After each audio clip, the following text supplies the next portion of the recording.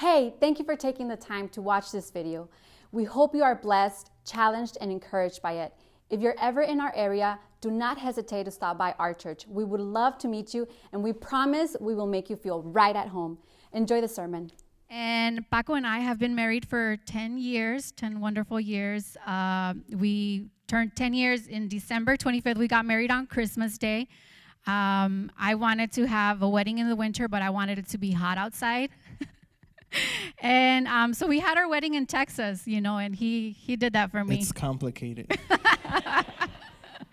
Yeah, he completely did that for me. That was my wish, my dream, and he made it happen. So 10 years, but actually next week on March 2nd, it's a special day for us because we are celebrating 13 years since we went on our very first date.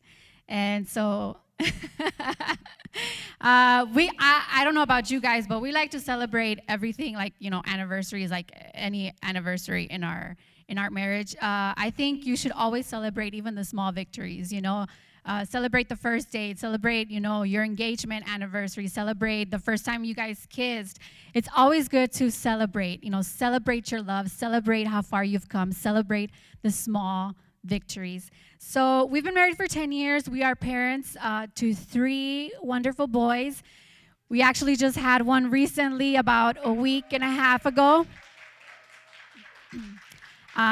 We have our first son. After 5 years of infertility, we had our first son named Sadok. And unfortunately, he passed away 3 days after being born. Some of you guys have heard our testimony. But then after that, God gave us Lael, and he is going to be 3 this summer. And he's a little wild boy. And yeah, he was really mad that day. He didn't want to take pictures.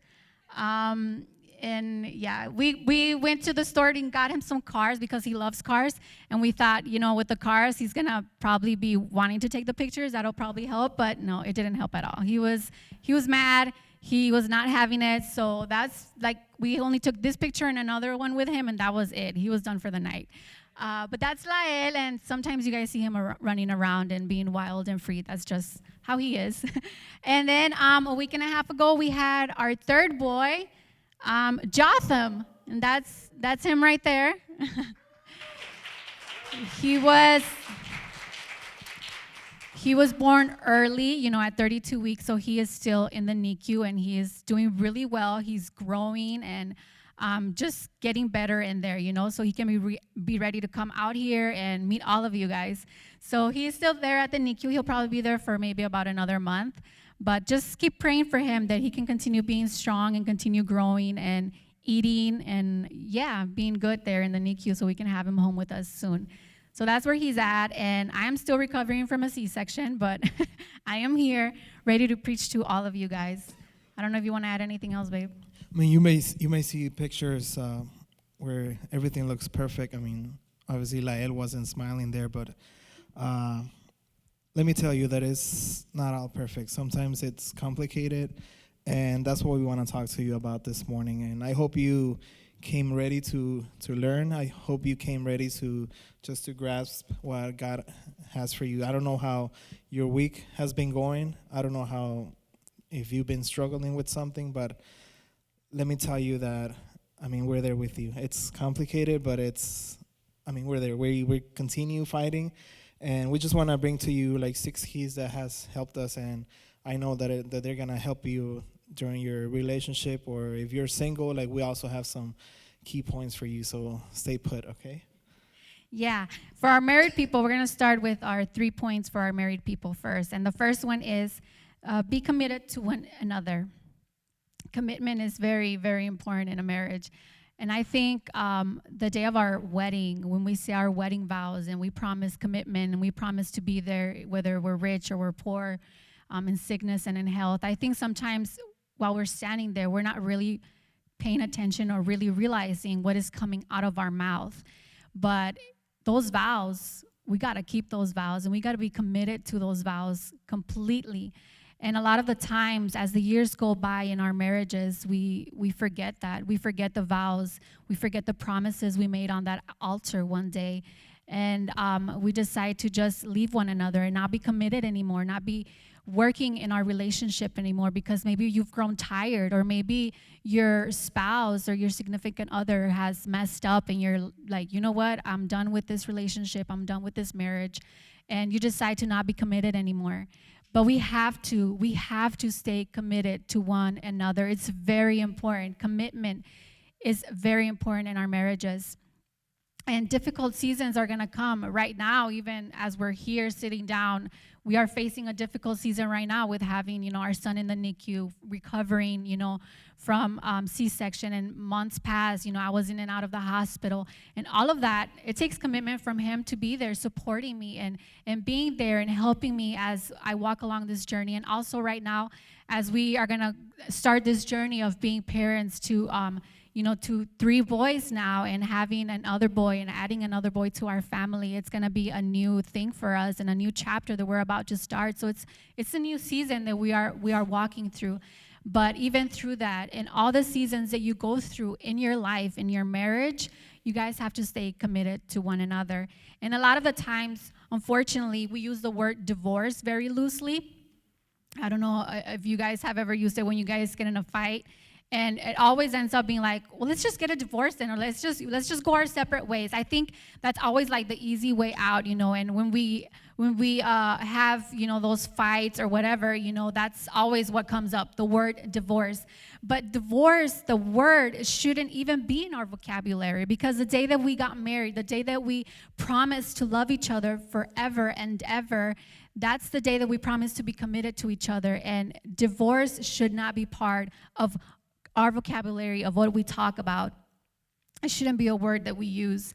And I feel like it's just used even nowadays. It's divorce is just so common, and it's just like it's not even like a surprise anymore. Like we've grown so accustomed to it, and it's sad to say that, But don't use the word divorce very loosely. If you're having an argument, work through it, And remember that when you made your vows, you promised to do it until death do us part, and it's not about giving up right away. It's about staying committed to one another. And very early on in our marriage, maybe about 2 or 3 months into our marriage, I got very sick, and Paco had to start taking care of me. I had to quit my job, and he had to quit his job so he could be taking care of me 24/7. We had to move in with my parents, and so they could help us out as well. And in that moment, I'm sure that it was hard for him. I mean, he got married with a younger person. I was 19 when I got married. And I'm sure that it never even crossed his mind that he was going to have to end up having to take care of me. He probably thought that was going to happen like years down the road, once we were old and wrinkly and stuff. But it happened very early on in our marriage. And he had to have that, choose whether he was going to stay committed to me and do his vows, live those vows that he promised, to be there in sickness and in health. And he had to live out those vows. And I'm thankful to God, for giving me this man that was committed, to me, to our marriage.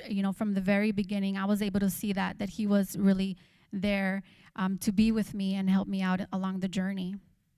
It wasn't easy, the process for us to become, husband and wife.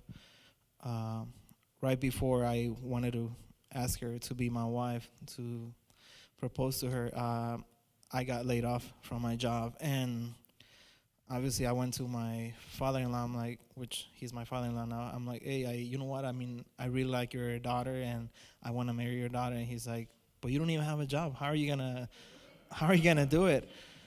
And then I'm like, you're right. How am I gonna do it?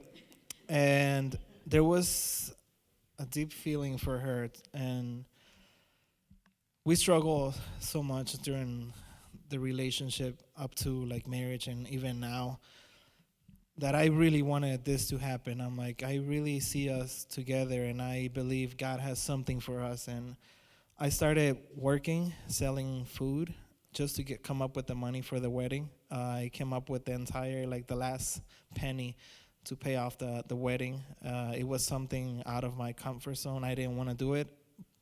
I didn't want to do it like that, but I'm like, it's for a good cause. So I started working. I told my husband, I'm like, you know what? I told my father-in-law. Sorry, edit. I'm sorry. What am I thinking? I told my father-in-law, hey, you know what? I have the money. Okay, can I propose to her now? He's like, good servant, like good faithful servant. It's like God when I go to heaven. Uh, but then he's like, you know what? Yeah, I mean, she's the one that has to make the decision, not me. So he had already another mindset, like, of me towards me. Like, so we pursued that, and it was like, I mean, babe, like when we were in church, I told her, you know what, like, I really want to be with you. Like, this is not like a getaway, a weekend getaway. I want to be with you for a long run. Like, this is a lifetime decision that I'm making right now, and I don't care what comes our way. Like, I'm always gonna be right next to you. And I don't know why I said that, but everything that I said, like, we have lived like every single thing. I mean, she has gone through I don't know how many hospital visits, surgeries, and procedures, and I'm like, am I really, like, did I really do the correct decision? Did I really make the right choice? And yeah, we do have days where, like, we don't agree with each other, but at the end, like, we have seen, like, how God has been, like, blessed us with friends like you, and like we've been able to just show how, like, the amazing love that God has for us. Like, the only thing that we do is like, babe, you know what? If we don't have money, if we don't have like a big house, if we don't have a nice car, at least let's show people, like, God's love through our relationship, and this will, like, bless so many people. And I know it has caused an impact in heaven. I mean, and also, like, everywhere we go, like, I've always showed her, like, how much I love her. I don't care what we go through. Like, I've always told her that I'm gonna be right next to her, even if I have to pick her up and put her on the toilet so she can use the restroom. I did that. Like, when it sounds funny, but it's like that was the only option, and it's tough. It's complicated, but let me tell you that it's really worth it. I mean, once you go through it, and then you look back, and it's like, wow, did we really go through that? Like, it's crazy, like, the stuff that life throws you, but it's like, it's amazing the strength that God gives you. Yeah, the second point is understand adultery can happen to you, and you need to set up safeguards in your marriage. 1 Corinthians 10:13 says, but when you are tempted. It doesn't say if you are tempted, it says when. That's the key word, when you are tempted. So that lets us know that we will be tempted. Temptation will come to us even while we're married. You know, there will be temptation, because the enemy, that's what he wants to do. He wants to come and destroy your marriage. He wants to come and destroy your family, destroy your community. And he knows that if he gets to your marriage, he will be able to destroy everything else around you. Because when there's adultery, when adultery happens in a marriage, it doesn't just, affect the other person. It affects your kids. It affects people around you, your family. It affects your friends. It affects people from your church, that are also heartbroken by the decisions you made. So you have to always have that in your mind, knowing that, you know what, temptation is going to come. And what are you going to do when that temptation comes? How are you going to react to it? Are you going to fall, or are you going to be prepared for it and be able to say no and stand back and stay away from it? Paco and I, we were the type of people, like we said, we went through hard stuff, in the beginning of our marriage. So we felt like we were very committed. We thought, you know what, we're so in love with each other. It's never going to happen to us. Our marriage is too good. It'll happen to them, to those other marriages that they don't have it all together, that they're not so committed with each other. But, us, we're good. We're so in love. It's not going to happen. We're never going to fall into that temptation. But unfortunately, it did happen. At a point in our lives, we had just lost our son, our first son. And we were both in the grieving process. And unfortunately, every person is different and grieves differently. And the way that I would grieve, the loss of my son was very different from how Paco would grieve. I wanted to talk about it and share about him and talk about my son as the most that I could. And he was the person that didn't want to talk about it. He just didn't want to think about the fact that our son was not here on earth anymore. So we were just very different in our own little worlds, and he was, over there, and I was over here in my own thing, grieving, in our own way. And it was then when the enemy, he's always looking for the perfect timing, for the perfect opportunity, when you feel, when you're not alert. And that's when he just, goes in and tries to destroy your family. And unfortunately, both of us, fell into that trap. When we thought, the Bible says, be careful that you don't think that you're too strong, that you're not going to fall, because we all fall at some point. So we have to be prepared. And unfortunately, we both failed and when the temptation came, because we were not prepared, we weren't ready for it, we didn't have a plan of action. And at first, it just started, people from our past, and it was just, a message like, hey, I know what you're going through, like, I heard you lost your son, and I just want you to know that, if you need somebody to talk to, I'm here for you. And it sounded really nice, right? Oh, this person's being really nice. A person from my past, an old friend, is just, sending me a message telling me that, they're praying for me and stuff. But once you open that door, you never know how far it's going to take you. And unfortunately, that conversation continued. And at first it started good, but then as time went on, it started getting to a point where it was not good anymore. And it was a point where we were not being faithful to our marriage anymore. And so, thank God we were able to stop it before it got too far, both of us, and we were able to be honest with each other and forgive each other and start working on a healing process and building up the trust in our marriage again. But it happened, and now we have to be careful with the things that we do, who we allow to come into our lives, who we allow to text us and send us messages. And that, I think that's an issue that we have to be careful with. That's what do you call it? Like a plan that you have to have. Like, if maybe an old flame, messages you on now with social media, it's so easy to find people, right, from your past. So maybe somebody, writes to you, and it seems like it's fine. You're like, oh, it's just an old friend. You tell your husband, oh, this person texted me, but it's like nothing, it's just an old friend or whatever. But you got to be really careful. You got to be really careful who you talk to, who you open messages from, who you allow to inbox you and stuff, and if you're hiding it from your spouse, that means that it's not right. And that means that you need to be honest with your spouse and be upfront with them and let them know, what, this person started messaging me, and I just want you to know about it. You have to be honest. Honesty, when you put it all out there, that's when you can start, working on it and healing. But if you keep it a secret, the enemy takes advantage of that because it's a secret and you're holding it in and you can't work on it to fix it. So unfortunately, that's what happened. But thank God we both learned from that mistake. And we have to set up safeguards. Also, who are you hanging around with? Who are your friends? I know you probably have a guy's night out or a girl's night out, but who are you allowing into your circle? You got to be really careful. Sometimes some of these people, some of your friends that you might have, they're people that their marriages are a total chaos, and they like to flirt with people when they go out to the restaurant or when you guys go hang out. They like to flirt with the opposite sex and stuff, and you got to be really careful who you hang around with, who your friends are.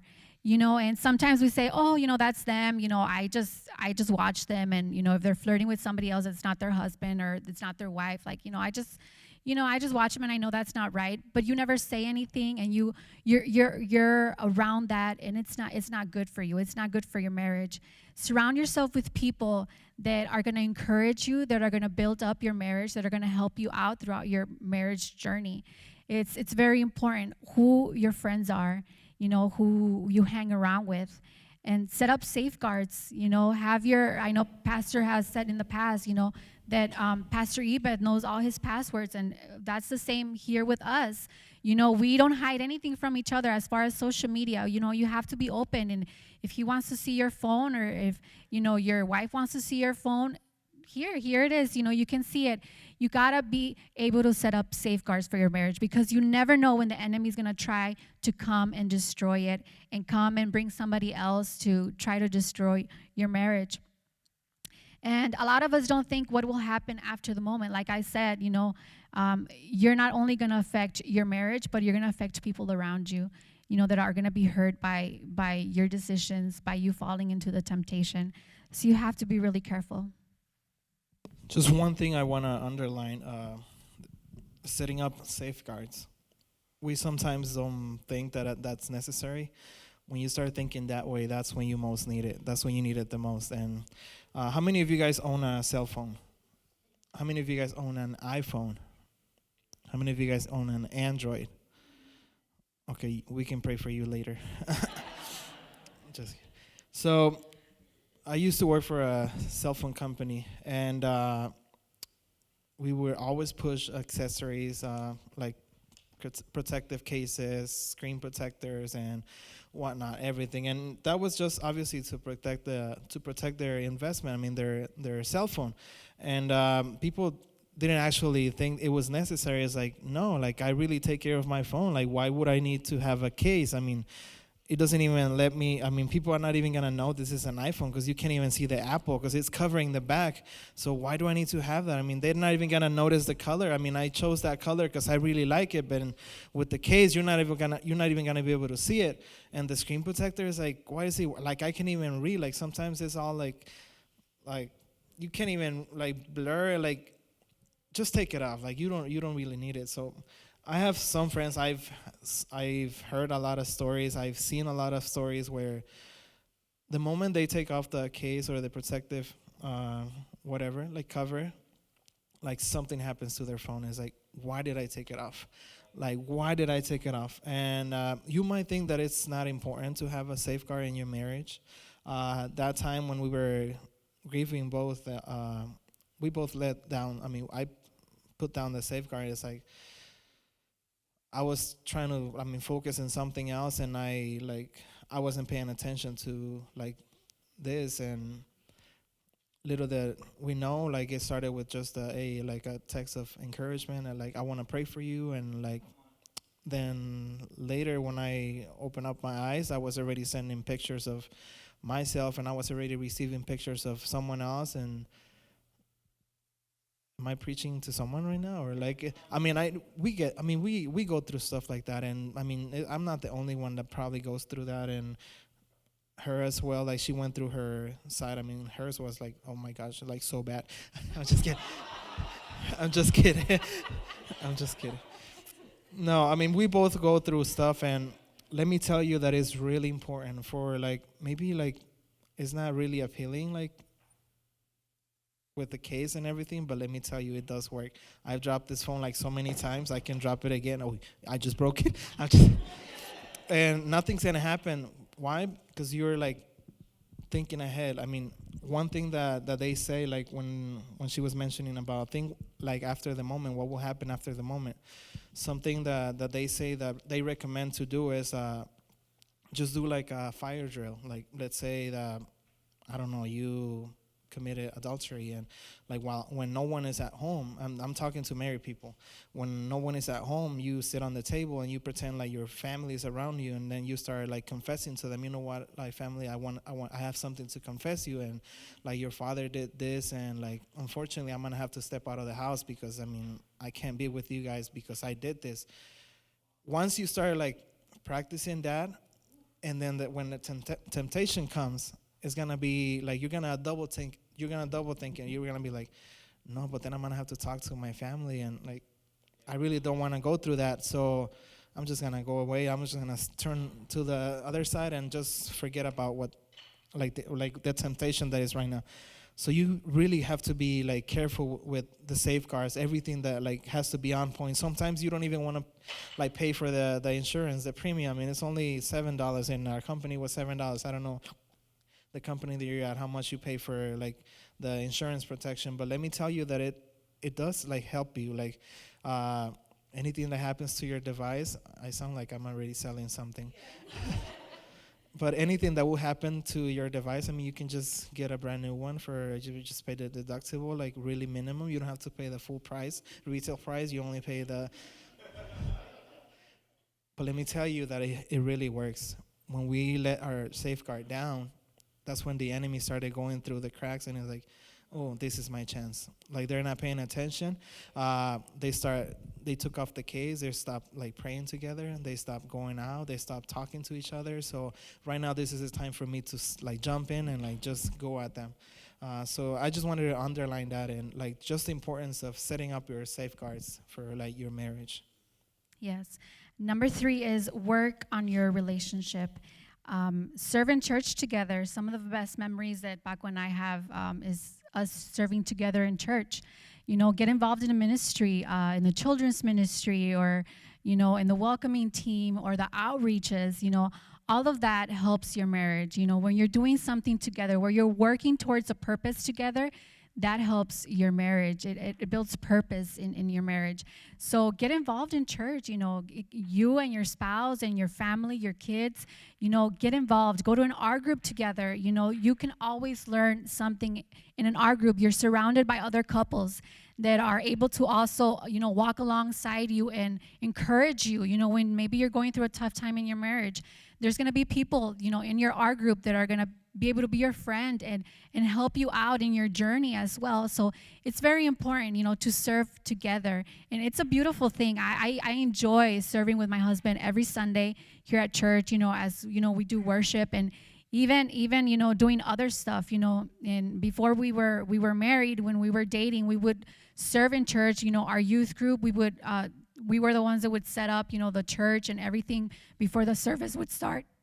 Sorry. And it's a very beautiful thing that when you're serving with your spouse. I enjoy it and I love it. And I encourage you guys that if you guys are not serving together, I encourage you to start serving together in church, in a ministry, and attend an R group together as well. Do devotionals together. You know, nowadays we have it so easy. We have like the app on our phone where you can get a lot of devotionals for marriages. We just finished doing one recently, and we invited 2 of our friends, you know, another couple, to join us in a marriage devotional. And it's so nice because sometimes we complain like, oh, we don't have a lot of time together to, you know, sit down and read together. But now, you know, in the app, it gives you the option to do it separately. And then at the end of the devotional, you guys just write on there what God has spoken to you about, and the other person is able to read it. So it's so convenient. It's so easy, you know.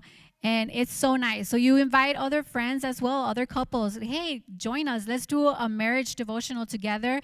Let's learn together. Let's build our marriage together. It's a beautiful thing when you do that, when you're with other couples, encouraging each other and walking together, serving God together. And I encourage you guys to do that as well for your marriage. And it's going to help you a lot. There's always something to learn, something new to learn from devotionals.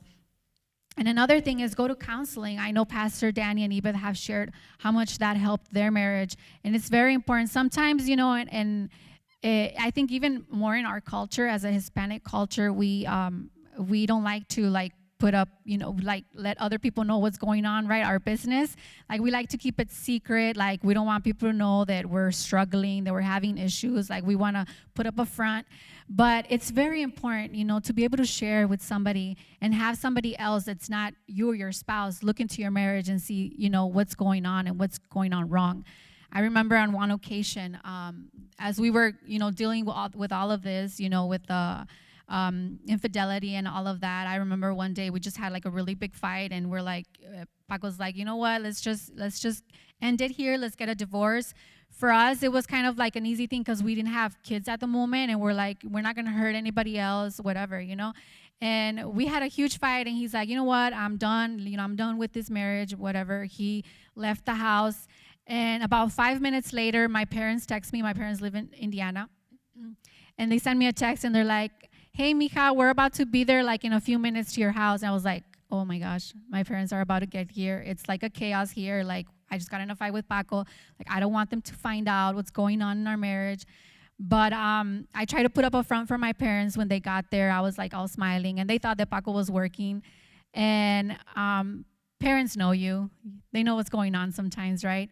And especially, you know, my parents, they're pastors, and I think, like, you know, God tells them stuff sometimes too. So God probably told him to come over here and visit us because he knew something was going to come up. But I remember, you know, we were watching TV, just cool or whatever, and my mom, she's like, okay, so what's going on? I was like, what? Like, what are you talking about? My mom was like, yeah, there's something going on. What's going on? And then I just started crying, and I started sharing with them, everything that we were going through and stuff. And as soon as I finished letting them know what we were going through, my mom's like, well, you're wrong, right? And I was like, what? Excuse me? I'm your daughter. Like, you're supposed to be on my side. What do you mean you're on his side? And yeah, they're like, yeah, you're wrong, and you need to say sorry to him. And I was like, what? Like, but I don't want to. Like, he's wrong. Like, I think you got it wrong, Mom. But no, they were able to like open up my eyes and let me see, the true picture, and see everything and see things from their perspective. And that helped. And when Paco got back from wherever he was at, I don't know where he went. I think he went to They didn't even give me time to get my food. I was barely on the drive-through. When he came back, I said sorry, and we were able to reconcile and start, the process of fixing our relationship and, building it up again. But it took my parents coming all the way from Indiana and me being able to be honest and share with them and have them counsel me and receiving that. Because sometimes people counsel you and you don't take the advice. You kind of let it go through one ear and out the other, and you don't accept the advice. It's very important that if you're going to have somebody counsel you, you're going to put in the work that they tell you to do, and you're going to listen to what they're telling you. And so I did, and thank God for that. Thank God for that day. Thank God that I listened to what they were telling me to do, and I was able to, fix what was going on. And both of us, we were able to move on, and here we are today. And it's very important, to go to counseling. If you have an issue, talk to your pastors. There's leaders here as well, your R group leaders, text them, say, what, I want to have a meeting with you guys. We're having some issues in our marriage, and we just want to, hear another perspective or whatever, Don't be afraid. This is a church where we are open. We show our scars. Nobody's going to judge you, because we know that we are all, messed up at some point, and we're not perfect. We have our own issues. So we're not going to judge you. If you have an issue in your marriage, talk to somebody. Talk to somebody here, or seek professional help, whatever you like best. But professional help is a little expensive, so you got to be willing to put in the money. But yeah, there's people here that are willing to help you out in your marriage, that are willing to advise you in whatever you may need. So seek the help. Seek the help. Don't wait until it's too late. Seek the help on time. And now we are going to talk to the single people. How many single people are here? Okay. I know Pastor Danny shared 2 single people last week, so we're just going to share 3 more points today. And the first point is, be reasonable with your expectations. Stop making a list of expectations. Make a list of values. Values are very important. A lot of the times when you're single, you focus so much on making a list of, I want him to, be really hot. I want him to have abs, be muscular, be really tall. We focus so much on the exterior that we don't really focus on what, the interior of the person and how, the values that person may have. So, there's primary values. Maybe write down, what your primary values are. And this is if they don't have it, it's a deal breaker. Maybe you have a heart for missions, and maybe that's something that you want to do together with your spouse. So write that on your list. That's a primary value. I want a husband that is going to also love missions, have a passion for missions, is going to want to travel and with me and go help out other people. For example, for me, one of my primary values on my list was, apart from, finding somebody that was Christian, I wanted somebody that would share the passion of the worship, and that was one of my values. I wanted somebody that would, join me in this ministry, because when I was younger, I had a dream of traveling and singing and worshiping, and ministering through that. So I wanted somebody that was going to help me, and be with me and travel with me and also minister alongside me. So that was one of my values. And maybe another value is somebody, that loves his family, that you see that he is good with his mom, he's good with his dad. Those are primary values. And if you find somebody, if a guy is, or a girl, comes up to you and wants to talk to you and start something, but you see that they don't have one of your primary values, that's a deal breaker. You got to say no. because, in the long run, if you choose somebody that doesn't have the primary values that you wanted, in the long run, it's going to frustrate you. For example, if I would have, my primary value was I wanted somebody to be in the worship team, somebody to worship with me. But what if I married somebody that didn't like worship, that didn't even like serving in church? Well, along the road, I was going to get frustrated because I wanted to be serving in ministry, but my spouse didn't want to. So that's going to be frustrating in your marriage. So to save you from any frustrations, apart, we already have enough frustrations sometimes in marriages. Just to save you from that, choose somebody that has your primary values, from your list. Don't focus so much on the exterior. We want somebody that's good looking, and that's going to go away. In a few years, maybe they're going to change, and it's not going to be there anymore. A secondary value. Now, secondary values are, you can negotiate these. For example, back when I started dating, he is a very big fan of the soccer team America. And I was a fan of Chivas because my dad is a diehard fan for Chivas. And all my family goes for Chivas, everybody. So for me, I was like, what? You go for America? Like, ew, But, and for him too, he was always like putting me down because I like Chivas and saying that was a horrible team and that they suck. But that was not a deal breaker for us because, hey, it's just a sport, It's okay that we can negotiate with that. And now I go for America now that we're married. So, so it worked out for him. It worked out for him. So see, there's primary values. Those are non-negotiables. Those are deal breakers if they don't have it. But there's secondary values that, you can negotiate those around, Do I make sense? Do you guys understand? Yeah, because if you're just, writing down a list of expectations, your expectations are going to shift and looks are going to change. I feel like if Paco would have just focused on the exterior, like of his list, like, just good looking or whatever, once I got sick, I changed completely. I didn't look the same as when he married me. I lost my hair completely. I was bald because of chemotherapy. I was very swollen from the head, from my feet to my face. I was unrecognizable. I didn't look like the same Perla he married. And if he would have just focused on his list of just looks, the moment that my looks changed, he would have been gone because I don't look the same. Like, this is not the same woman I married. Like, I didn't marry you because of your values. I married you because I thought you were hot, right? But yeah, so that's why we cannot focus on the exterior. We cannot. And in the world we live in right now with Instagram and social media, like, you always want to look good, right? But we cannot focus on that. We got to focus on what's inside, the values. Is he a man of God? Does he love God?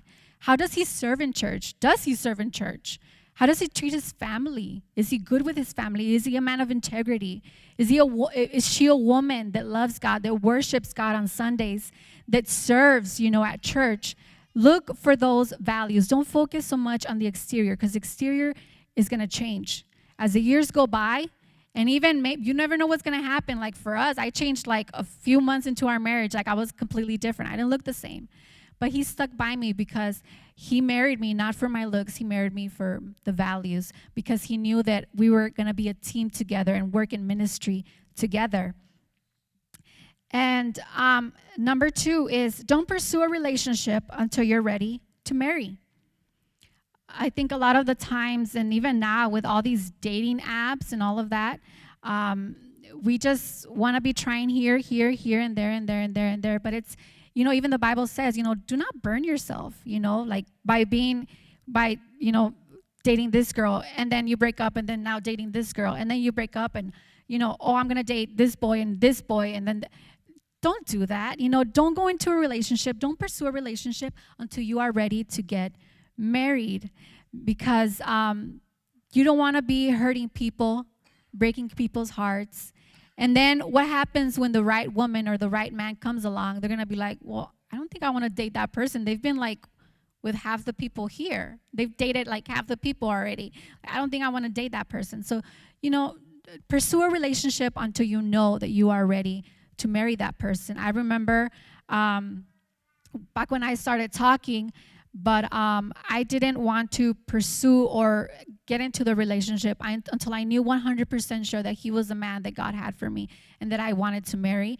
And I didn't say I love you to him until I was 100% sure that I was in love with him, because I didn't want to lead him on in the wrong, have him get the wrong idea. And I remember the day that I knew for sure, for a fact, that I was in love with him, and I told him, I love you with all of my heart. And it was months that we had been talking, but I didn't say it to him until I knew that I was ready, and I knew that he was the man that I wanted to marry and that God had for me. And until that was confirmed, I didn't say I love you to him. So, try to do that. Try to not get into a relationship until you know that that is the person that God has for you, instead of having to deal with heartbreak and all that comes along with that, and wasting your time on somebody that you know that you're not going to marry. Just wait for the right person. You want to add anything? No? I mean, just as the Bible says, I mean, seek first his kingdom, and then he'll take care of the rest. Sometimes we try to help God, like, to hurry up things, and it's like, hey, like, I'm getting older, and I don't know if you've noticed, but I'm not the same. I'm talking to single people, okay? Married people don't even pay attention to what I'm saying. But seek first the kingdom of God and his righteousness, and he'll make you ruler over many things. That's what the word says. And I really felt that she was the one for me, and I knew it since the very beginning. And I'm like, girl, like, you ain't going nowhere. Like, you're staying with me. I love you, and I'm gonna fight for you, and I'm gonna do whatever it takes for you to say that you love me back. She was very hard on that. She would like, I like you and I like you. I'm like, oh, I don't like that word. Just say you love me and that's it. She's like, no, I like you. I like you. And I'm like, oh my God, but you kiss me, but I still like you. I say you love me. And the time that she said it to me, I wasn't even seeking for that. Like, it was a time where we both were in a school of ministry, and we were serving God like full hands. I mean, we were even thinking of that. Then God came and he gave us a word, like, when we less expected. And it's like, hey, you know what? Like, as you guys are working, as you guys are taking care of my business, I'm going to take care of your business.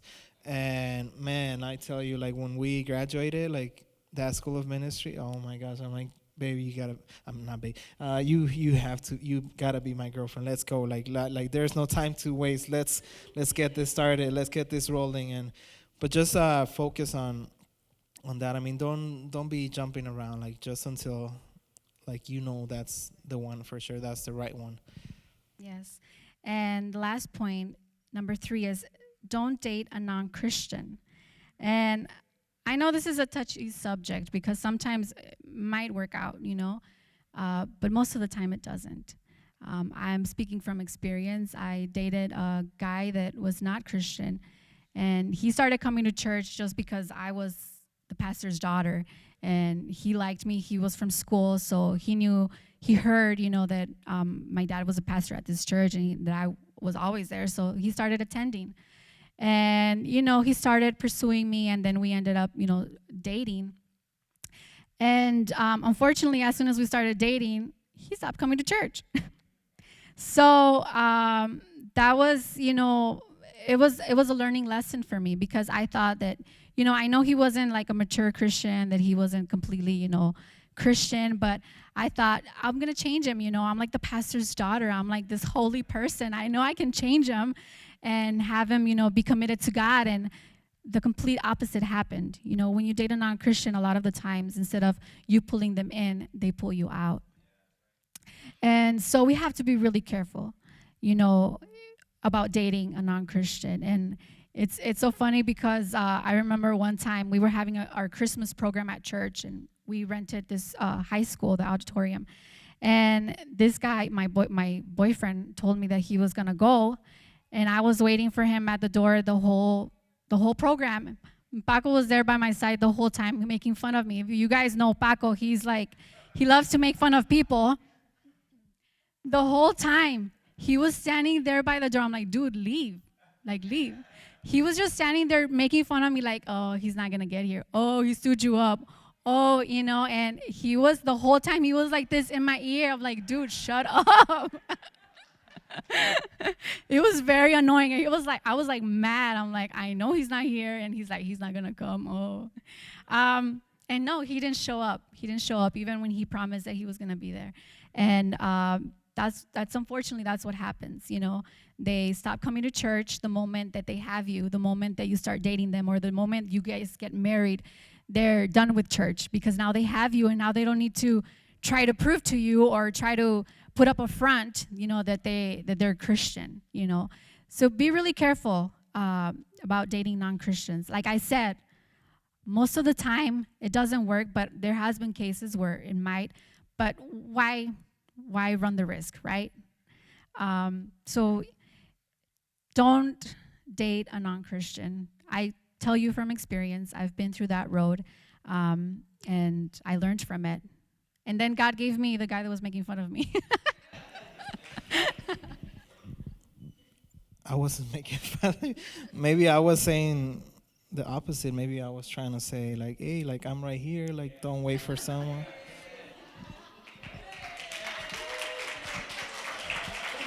Yeah. I can't drop the mic because it'll break.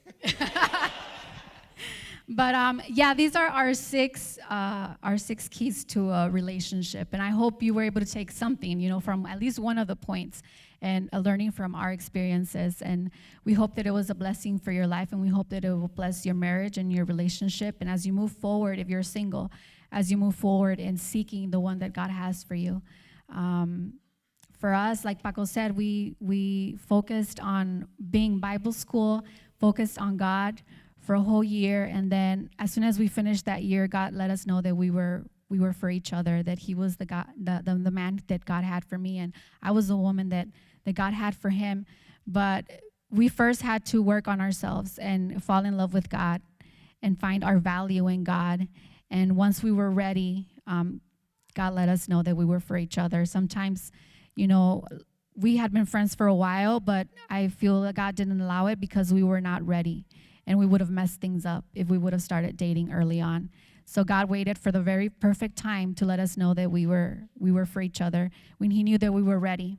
So maybe you're impatient because you haven't found the one, or you haven't found that woman or that man.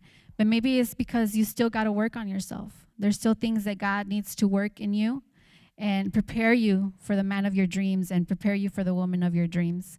So allow yourself to be worked on, in this season of singleness. Allow God to work on you. Find your value in God. Love yourself. Love God. Have him be your priority. And when the time is perfect, God will bring you that one that's going to go with you and be a partner with you and walk through life with you and, work in ministry with you and serve God together. So wait for that perfect timing. But in the meantime, love God. Find your value in God. So let's pray, guys.